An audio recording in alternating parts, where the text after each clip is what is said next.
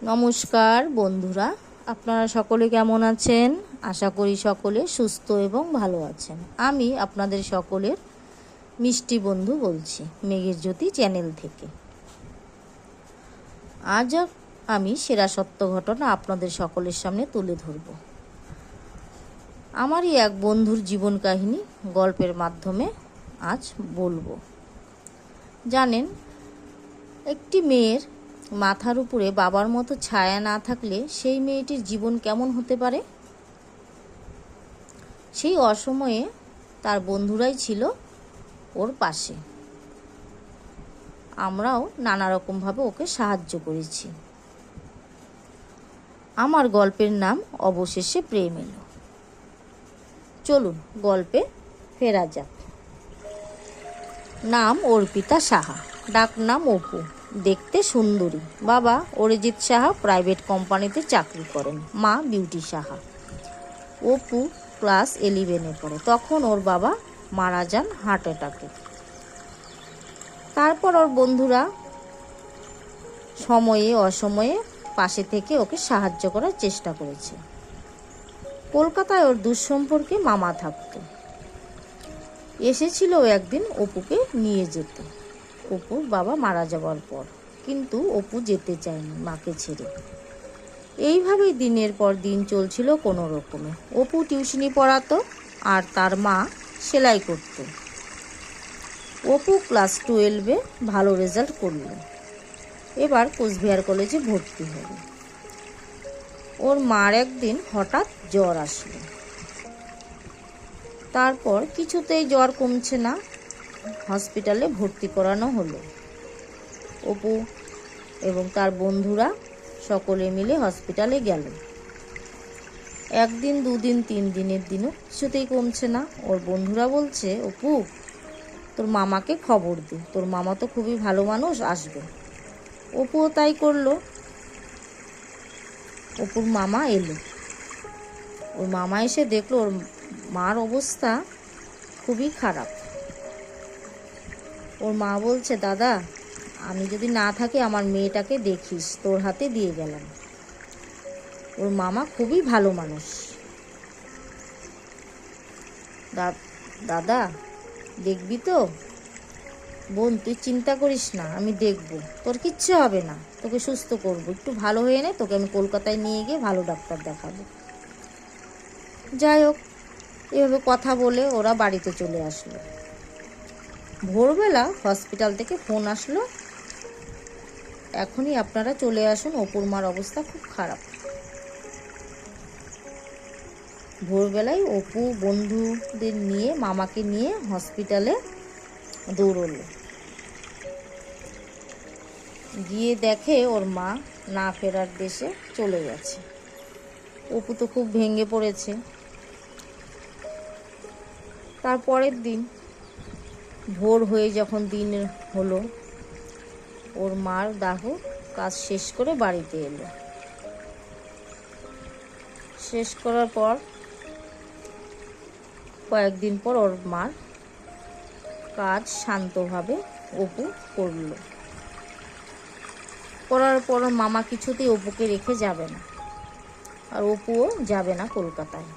অপুর কোচবিহারে থেকে অভ্যাস, বন্ধু বান্ধব ছেড়ে, কোচবিহার ছেড়ে ও কিছুতেই কলকাতায় যাবে না।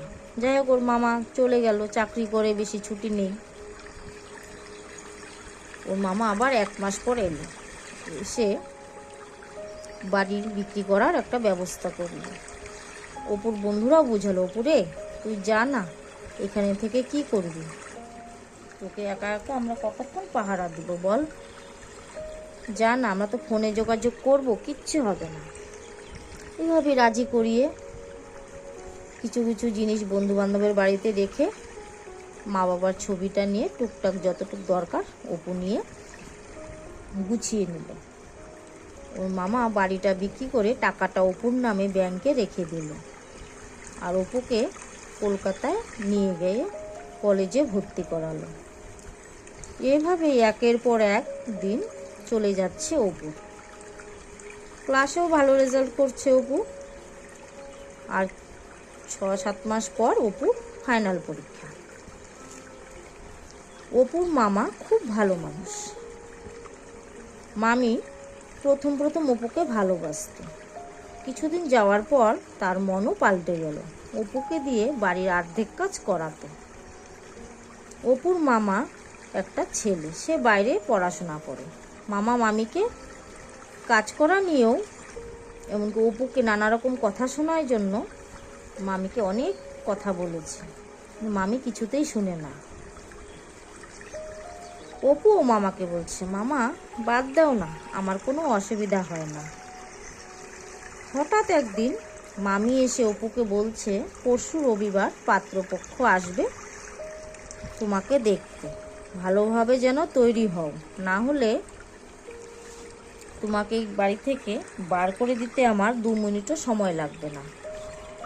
আমার বাড়িতে থেকে একটা ঘাড়ে বোঝা, নানা রকম অনেক কথাই বলেছে। আবার বলেও গেছে এসব কথা যেন মামা না জানতে পারে, সময় হলে আমি মামাকে বলবো। অপু দৌড়ে ওর ঘরে গিয়ে মা বাবার ছবিটা বুকে আঁকড়ে নিয়ে সেই কান্দা। সেই রাত্রেবেলার বন্ধুদেরও জানালো। ও বন্ধুরা বলছে, অপুরে তোর জীবন তো কষ্টেই কেটে গেল, এখানেও বাবা ছিল না, মা চলে গেল, ওখানে গিয়েও মামির অত্যাচার। এবার দেখ না, তোর যদি একটু সুখের সন্ধান হয়, তুই যদি অবশেষে এক ভালোবাসার মানুষ, প্রেমের মানুষ পেয়ে যাস, তাহলে কি অসুবিধা? একটু দেখ না, ছেলেটা যদি ও ডিভোর্সি, মনে হয় ভালোই হবে। ও তো একটা ধাক্কা খেয়েছে জীবনে। যাই হোক, বন্ধুরাও বুঝালো। পাত্রপক্ষ রবিবার আসলো বিকেলে। পাত্রর নাম অভিজিৎ সরকার, বয়স 32, ডিভোর্সি, প্রাইভেট কোম্পানিতে চাকরি করেন। তারাও 2 ভাই আলাদা বাড়িতে থাকে, বোন নেই। মা বাবাও কিছুদিন আগে মারা গেছে। অভিজিৎকে সকলে বন্ধুরা অভি বলেই ডাকে। অভি ওর এক বন্ধু ও স্ত্রীকে নিয়ে এসেছে অপুকে দেখতে। অপুকে দেখার পর অভি ঘটককে বলছে, ঘটক মশাই, আপনি এনাদের বলেছিলেন ডিভোর্সের কথা, আর মেয়ের বয়স তো কম মনে হচ্ছে দেখে। এই কথা শুনে অপু অভির দিকে তাকালো। দুজনের চোখাচোখি হয়ে পড়ে। অপুর চোখে জল ছিল। অভি তা দেখে মাথা নিচু করে নেয়। আর মামা বলে দিল, না না, এই বিয়ে হবে না, কিছুতেই হবে না, আমার ভাগ্নি এত ফেলনা নয়। এক সময় অপুর দাদু অর্থাৎ মার বাবা আমাকে সাহায্য করেছিল, সেই সূত্রে অপু আমাকে মামা ডাকে, কিন্তু নিজের থেকেও ও আমার বেশি আপন। এই অঘটন আমি কিছুতেই করতে পারবো না, হবে না এই বিয়ে। মামি বলছে, কি যে বলো না, এরকম পাত্র পাওয়া যাবে? আর এদিকে অপুর মামি অপুকে বলছে, যা ছাদে গিয়ে কথা বলতে, চোখে চোখে ইশারা করছে। অপু না পারতে অভিকে নিয়ে ছাদে গেল। ছাদে গিয়েই অভির পা ধরে অপু বলছে, আমাকে উদ্ধার করুন এখান থেকে, আমি আর কিছু চাই না আপনার কাছে। অভি তো পুরো অবাক এই কথা শুনে। তারপর দুজনের ফেলে আসা দিনের কথা দুজনকেই বলল। অভিও বলল, বেশ, তুমি আমার অনেক থেকে ছোট, আমাদের দুজনের একটু সময় লাগবে, সেই সময়টা তুমি আমাকে একটু অপেক্ষা করিও, সময় দিও, আর একটু বিশ্বাস ভরসাটা আমার উপর রেখো, তাহলে আর দেরি করে লাভ নেই। আগামীকাল মামারা যাবেন আমাদের বাড়ি, তারপরে একবারে তোমাকে নিয়ে যাব, তুমি আর কষ্ট পেও না। এই কথা বলে অপু অভি চুপ। দুজনে। অপু বলছে, আপনাকে আমার পছন্দ হওয়ার একটা কারণ হলো আমার বাবার নাম আর আপনার নাম কিছুটা এক। কুচবিহার আমার বাড়ি, আমার বন্ধুদের খুব মনে পড়ে, বিপদে ওরা আমার পাশেই ছিল। জানেন, আমি কুচবিহারকে খুব মিস করি। অভি বলল, তুমি আমার উপর বিশ্বাস ও ভরসা রাখতে পারো, আশা করি তুমি ঠকবে না। আমি তো ভুক্তভোগী, কারণ যাকে ভালোবেসে বিয়ে করেছিলাম সে আমাকে ছেড়ে 6 মাস পরে অন্য ছেলের সাথে চলে গেল। এখন ভাবি সবটাই ভুল। আমি এখন এটাই মেনে নিয়েছি। সব সইতে সইতে ভুলেও গেছি। সময়ের সাথে সাথে অনেক কিছুই পাল্টে যায়। আজ আসি অর্পিতা, তুমি ভরসা রাখো আমার উপর। ও, আর তোমার ফোন নম্বরটা দাও। অপু একটা পাতি ফোন বের করলো, তার থেকে একটা নাম্বার দিল অভিকে।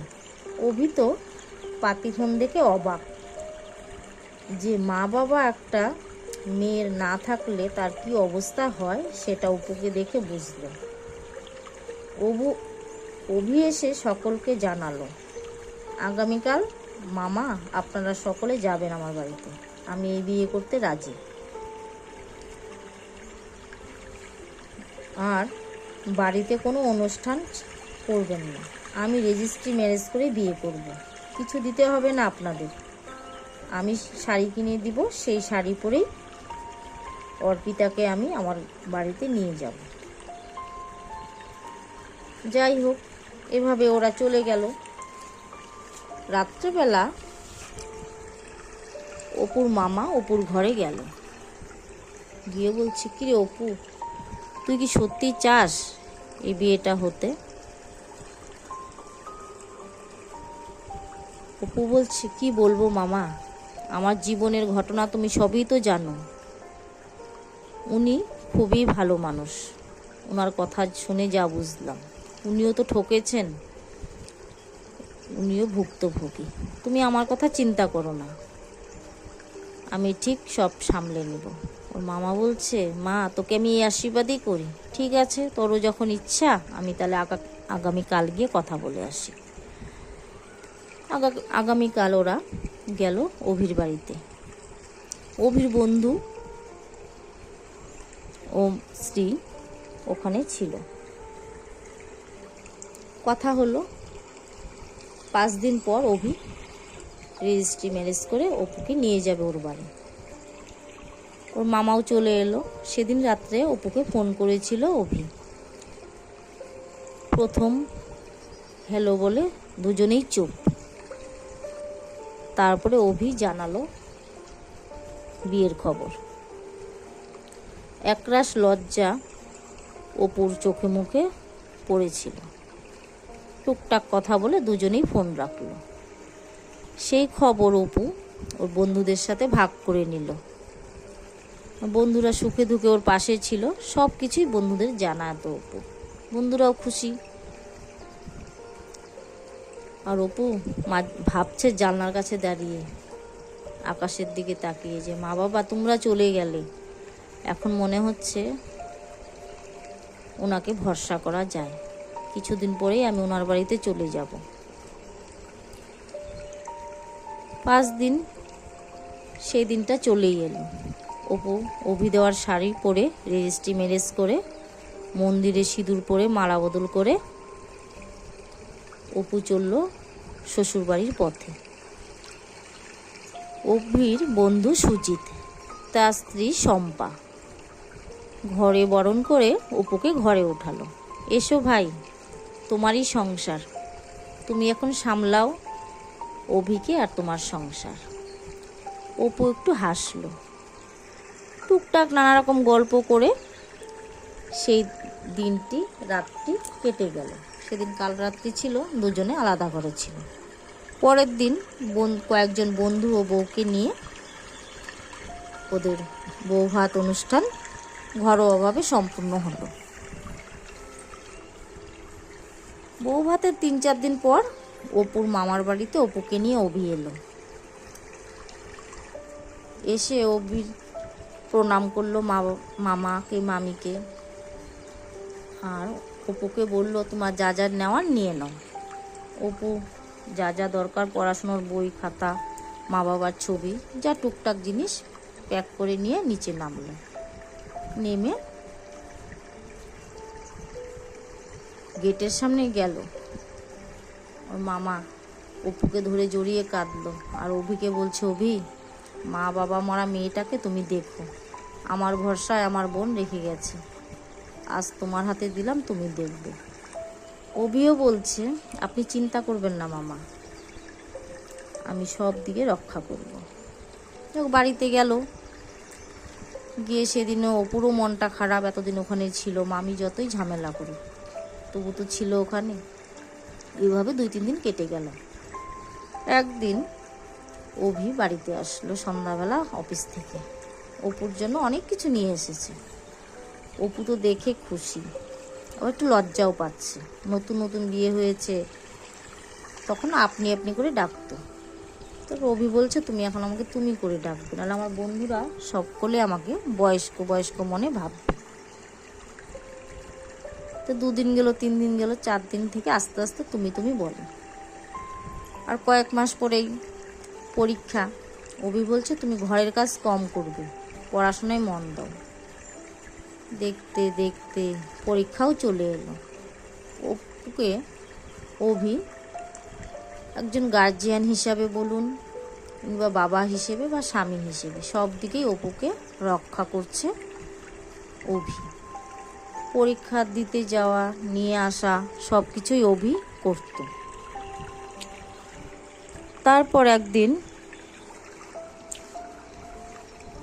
পরীক্ষাও শেষ। তারপর একদিন হয়েছে কি, তুমি ব্যাগ গোছাও, আগামীকাল আমরা কুচবিহারের উদ্দেশ্যে রওনা দেব। অপু তো অবাক, কি বলছো তুমি, কুচবিহার যাবে? আগে তো বলোনি আমাকে, যেটা ধরো তোমার জন্য খুশির খবর। অপু সাথে সাথে বন্ধুদের জানালো, বন্ধুরাও খুশি। ওরা ব্যাগ ঠেক গুছিয়ে পরের দিন কলকাতার উদ্দেশ্যে রওনা দিল। কলকাতায় এসে হাসি মজা নানা রকম করলো, অভিকেও নানা রকম জিনিস দেখাচ্ছে, ওদের বাড়িটা কোথায় ছিল তাও দেখাচ্ছে। জয়ন্তী, দিনহাটা, কুচবিহার রাজবাড়ি, মদনবাড়ি, নানা জায়গায় ঘুরে ওরা মজা করলো, 7 দিন কাটালো। তারপর ওরা আবার কলকাতার উদ্দেশ্যে রওনা দিল। বন্ধুদের বারবার বলে গেল, তোরা অবশ্যই যাবি। বন্ধুরাও বলছে, ঠিক আছে আমরা যাব। কলকাতায় গিয়ে যে যার কাজে ব্যস্ত। অপু ঘর দোর পরিষ্কার করতে ব্যস্ত, আর অভি অফিসে জয়েন করেছে। কিছুদিন পর ওর রেজাল্টও বেরোলো, ভালো রেজাল্ট করেছে অপু বিয়েতে। তো অভি এবার বলছে, এবার MA ভর্তি হবে। অপু হতে চায়নি। যাক, তখন অভি কিছু বলেনি। কিছু সময় আছে জন্য হঠাৎ অভি বলছে, অপু ঘুরতে যাবে? অপু বলছে, না থাক, এখন যাব না। অভি আর কিছু বলল না। আর মনে মনে অভি ভাবছে, তোমাকে তো আমি কমাসে ভালোবেসে ফেলেছি, কিভাবে বলবো কথাটা, কিছুতেই বলতে পারছে না। আর অপু ওদিকে মোবাইল দেখছে। ওদের বিয়ের পরেই অভি একটা স্মার্টফোন কিনে দিয়েছিল। তারপর কয়েকদিন পর অভি হঠাৎ হাতে অনেক কিছু জিনিস নিয়ে হাজির। অপু তো দেখে অবাক, এ কি, তুমি এত জিনিস আনলে যে? না, আমরা ঘুরতে যাব দীঘাতে, চলো, তোমাকে নিয়ে সেরকমভাবে কোথাও বেরোও হয়নি। তো অপু বলছে, ঠিক আছে। ওরা দীঘার উদ্দেশ্যে রওনা দিল। দীঘাতে গিয়ে নানা রকম জায়গায় ঘুরে, দীঘা বিচ, নানা রকম জায়গায় ঘুরে টুরে সমুদ্রের সামনে বসেছে। অভি বলছে অপুর হাত ধরে, অপু আমি একটা কথা বলতে চাই, তুমি রাখবে? তো অপু ভাবছে, কি বলো? আমি না তোমাকে ভালোবেসে ফেলেছি, তুমি হবে আমার পুরোপুরিভাবে। অপু তো লজ্জা। তো অভি ভাবছে হয়তো অপু চায় না। তারপর অভি যখন উঠতে নিল, অপু অভিকে ধরে বসিয়ে জড়িয়ে ধরল। আর অভি প্রথম ভালোবাসার স্পর্শ অপুর কপালে এঁকে দিল। আর অপু মনে মনে ভাবছে, এত কষ্টের পর প্রথম ভালোবাসার স্পর্শ আমি পেলাম, অবশেষে প্রেম এলো আমার কপালে। আমার বন্ধুরা ঠিকই বলেছিল যে একদিন ঠিক মনের মতো মানুষ আমি পাবো। আর অভি আংটি বের করে অপুর আঙ্গুলে পরিয়ে দিল। সেদিন রাতটা দুজনের জন্য ভালো কেটে গেল। দুজন একে অপরের পরিপূরক হয়ে উঠল। তারপরের দিন ওরা কলকাতার উদ্দেশ্যে রওনা দিল। কলকাতায় এসে অভি অফিস জয়েন করে কলেজের ফর্ম উঠিয়ে বাড়িতে আসলো। অপু তো কিছুতেই ভর্তি হবে না, যাই হোক কথা কাটাকাটি করে লাস্টে ভর্তি হলো। এখানে আবার ওর বন্ধুরাও এসেছে কুচবিহার থেকে ঘুরতে। বন্ধুরাও কিছুদিন ছিল। বন্ধুরাও অপু আর অভির মিল হওয়া শুনে ওরাও দুজন খুশি হয়েছে।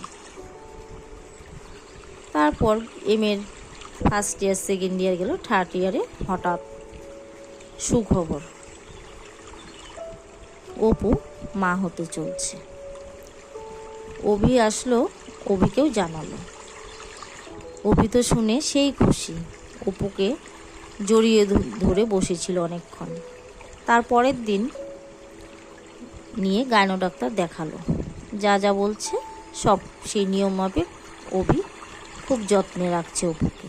এমনি ও এত ভালোবাসে, তারপরে মা হওয়ার খবর শুনে আরও বেশি করে ভালোবাসে, আরও যত্ন।